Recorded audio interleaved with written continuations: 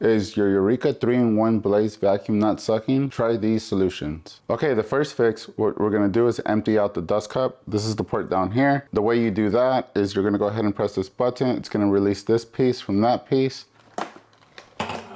Once that's done, inside you're gonna see a filter. Go ahead and grab that filter, remove it, and we're gonna go ahead and empty out this debris. Okay, so now what we're gonna do is grab the dust cup and go ahead and empty it out. As you can see, there's debris inside. What you do is you go ahead and just dump it in.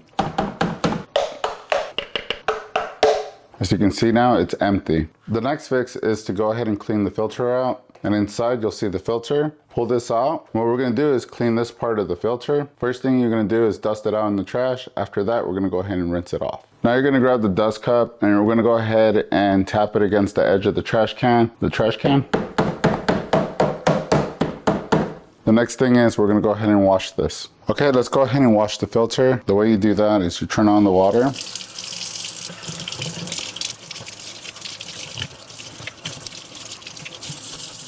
If this video helped, go ahead and like and subscribe.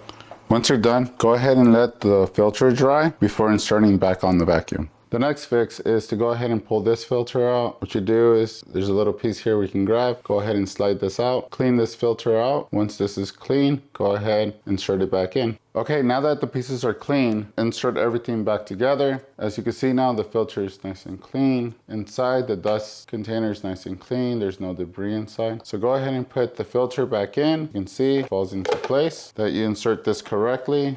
What I like to do is start from the bottom, the way up. Once it's in, it's clicked. Make sure it's sealed completely. This will make sure that this will give the strongest suction. The next fix is once everything is clean and it's installed correctly, let's go ahead and detach this piece. Once this is detached, make sure there's no blockage here. Nothing's blocking the suction right there. As you can see, it has an opening. This is where all your debris goes inside. And then next, check underneath here and make sure there's no debris inside here. Check inside here and make sure there's no debris inside here. Once that's done, go ahead and make sure you install this correctly. As you can see, it slides in here. What you do is you go ahead and press down, give it a tight seal. Okay, now that we completed all the steps, test it again. Empty out the dust cup, cleaning the filter, clearing any blockage can easily restore the suction.